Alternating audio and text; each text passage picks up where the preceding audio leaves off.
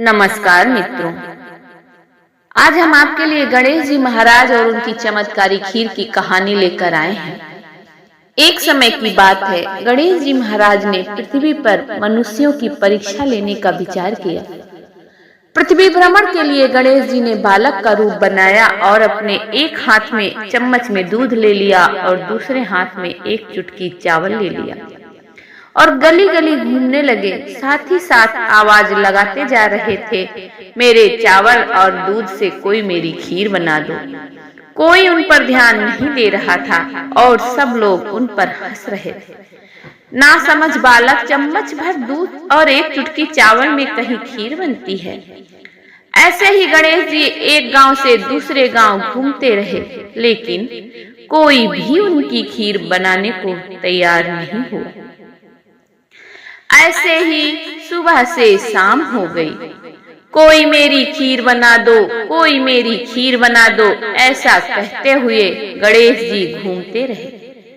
गणेश जी ने सोचा, कोई भी मेरी खीर ही नहीं बना रहा, मैं क्या करूं? तभी वहां एक बुढ़िया अपनी झोपड़ी के बाहर बैठी थी।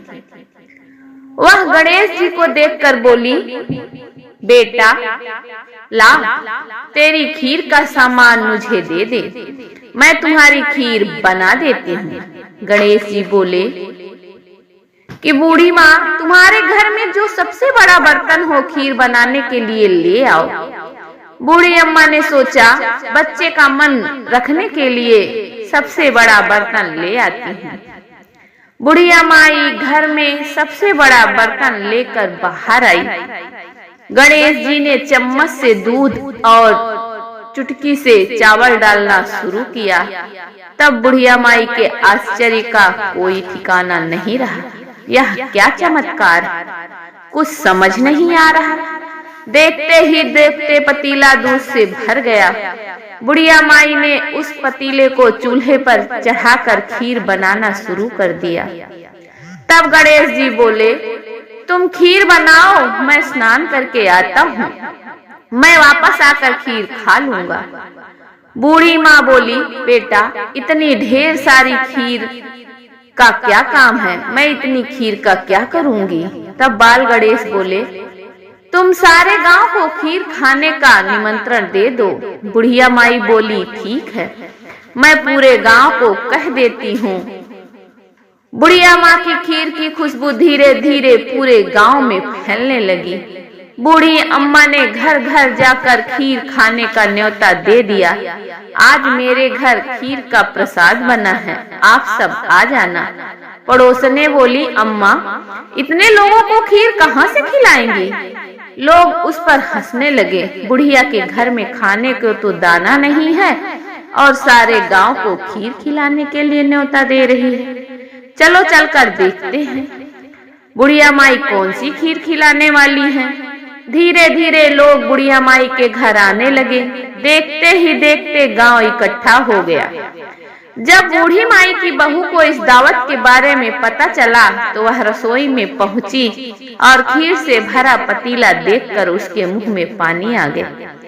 वो सोचने लगी, इस पतीली की खीर सारे गांव में बटी तो मेरे लिए तो कुछ बचेगा ही नहीं।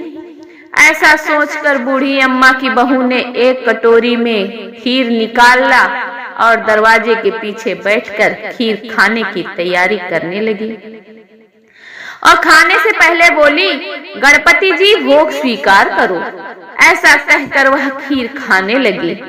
बूढ़ी अम्मा की बहू के लगाए इस भोग से गणेश जी प्रसन्न हो गए। जब बाल गणेश स्नान करके वापस आए तो बूढ़ी अम्मा ने कहा, बेटा तुम स्नान करके आ गए, आओ खीर खा लो। बाल गणेश बोले, अम्मा मेरा पेट तो भर गया है, मैं तो खीर खा चुका हूँ, अब तुम खीर खा लो और अपने परिवार को खिलाओ और सारे गांव को खीर खिलाओ। तब बूढ़ी अम्मा के पूछने पर वो बोले, बूढ़ी अम्मा ने पूछा, बेटा तुमने खीर कब खाई? गणेश जी महाराज बोले, जब तुम्हारी बहू ने रसोई घर के दरवाजे के पीछे बैठकर मुझे भोग लगाया था तब भी मैंने खीर खा ली। तब बूढ़ी अम्मा समझ गई कि यह जरूर गणेश जी भगवान हैं। वह हाथ जोड़कर उनके आगे खड़ी हो गई। गणेश जी महाराज बोले, बूढ़ी अम्मा, तुम भी खीर खाओ और अपने परिवार को खिलाओ, पूरे गांव को खिलाओ, और उसके बाद बचे हुई खीर को 4 पतीलों में रखकर अपने घर के 4 कोनों में रख देना। अब बूढ़ी माई ने पूरे गांव को खीर खिलाई और बचे हुए खीर को 4 बर्तनों में करके चारों कोने में रख दिया और सो गई। जब वह सुबह उठी तो उनके आश्चर्य का कोई ठिकाना ना रहा। वो बोली, हे गजानन भगवान, ये मैं क्या देख रही हूँ?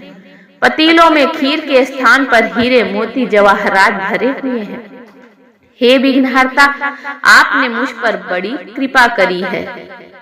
बुढ़िया माई को अपनी दयालुता का फल मिल गया। गणेश भगवान ने उनकी सारी दरिद्रता दूर कर दी। गणेश भगवान, जैसी कृपा आपने बूढ़ी अम्मा पर करी है, वैसी ही कृपा आप इस कथा को सुनने वालों पर, इस कथा को कहने वालों पर भी बनाए रखिए। बोलिए गणेश भगवान की जय।